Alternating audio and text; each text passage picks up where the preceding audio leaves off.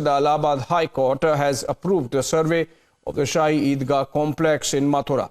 The court accepted the petition of the Hindu side and approved the court commissioner survey of the Shahi Idagh complex. Remember, this is the exact same procedure that was followed in the case of the Janmbhoomi mosque complex in Kashi, following which an ASI survey was also ordered. Now, in the pictures you see on the one side the Krishna Janmbhoomi of Lord Krishna, the birthplace of Lord Krishna, and on the other side the Shahi Idagh mosque, or the Aurangzebi mosque as it is called in Mathura. These are pictures from Mathura. I'm told we are joined in by a reporter from the ground in Mathura.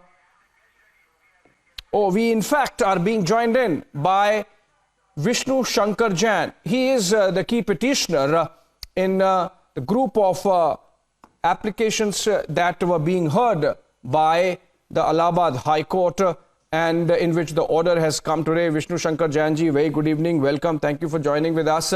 For the benefit of viewers, if you can tell us what exactly was your plea, for how long it was pending, and what order has come today. So basically, we had filed this suit for this 13.37 acres of land, claiming that this title of this 13.37 acres of land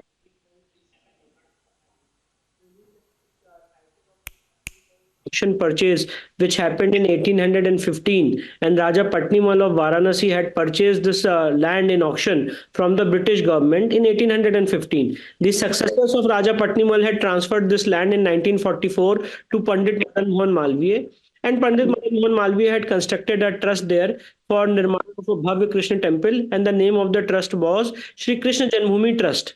In 1988, a fake organization filed a suit and entered into a compromise. The name of the organization is Shri Krishna Janmbhoomi. We came up with the contention that Shri Krishna Janmbhoomi Seva Sangh has no locus to file a suit, A, or to enter into a compromise. On this premise, suit was filed by us, and after detailed research, the suit was filed. Our suits were admitted, and my suit was numbered as original suit number 1 of 2023.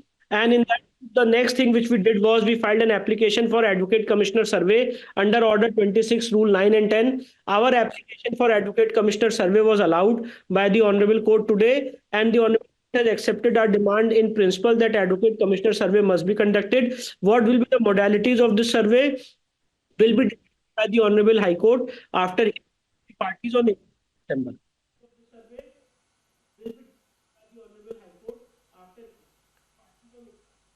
Vishnu Shankar Jain ji, I have a couple of questions, follow-up questions before we go into what the survey would do and what will happen from there on.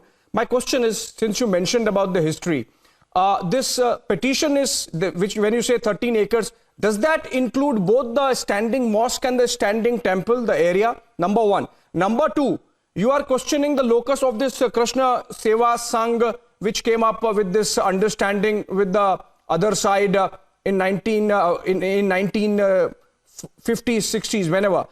What was the locus of this Sangh? What are the antecedents? They are connected with which side, and whom were they representing really? Who was backing them? If you are saying that they did not represent you or the Hindu side. I have understood. I will answer that. First of all, definitely we are challenging the locus of Shri Krishna Janmbhoomi Seva Sangh on the premise that Shri Krishna Janmbhoomi Seva Sangh is not the original owner of this land.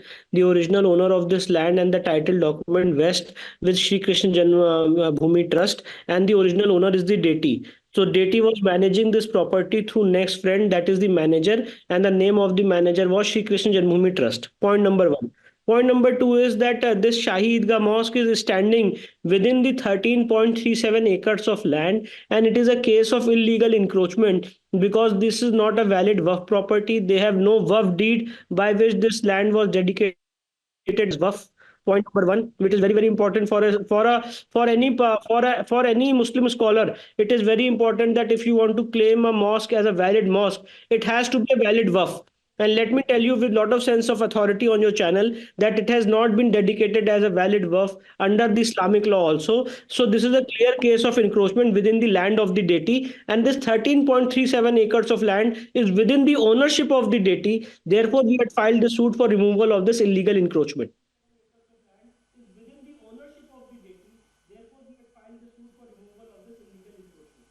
Okay, so now my question is, since you mentioned that the court is going to decide the modalities on next hearing, I believe on 18th of December, what happens from here on? Is it going to be the same process as it happened in Kashi with the Janmbhoomi mosque, where a court commissioner carries out the survey, gives the findings based on that report? Again, you go for an ASI survey, and so it goes on, and it's going to be a long winding process. What happens from here on?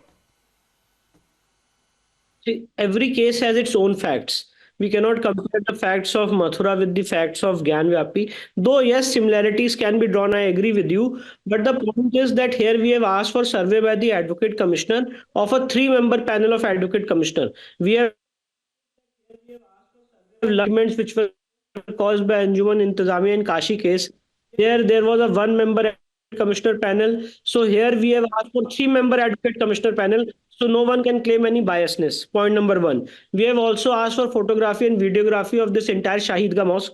And we have also asked for police protection while this survey exercise is conducted. And we have also asked from 9 to 6 o'clock so that this survey can be conducted. Now all these modalities as to who will go in the survey, who will be appointed as an advocate commissioner, what will be the time of submitting the report will be decided by the Honorable High Court after hearing both the parties on 18th of December.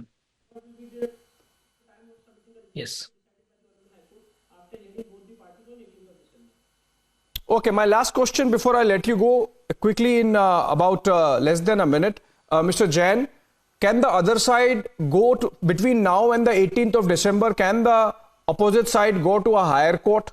In this case, obviously the Supreme Court, or they wait and they listen to the modalities once the final order is over, then only if they have to oppose, they go against the court commissioner survey to the Supreme Court? See, according to me, that this order is not causing prejudice to any of the parties. It's not a case that there has been any order of digging. It's not a case that any structure is going to be harmed. It's just to ascertain the actual factual position of the spot. And these are the words which are used by the Honorable High Court in the present order. To ascertain the actual factual position of the spot, this survey is directed to be conducted. So if the other side wants, I don't know how other side is prejudiced, but if they want to challenge this order, your question is right. They can definitely challenge this order before the Honorable Supreme Court, and we will also be prepared with our arguments before the Honorable Supreme Court. But if they file the petition before the Honorable Supreme Court, we will oppose it, and let's see how the Supreme Court decides the issue.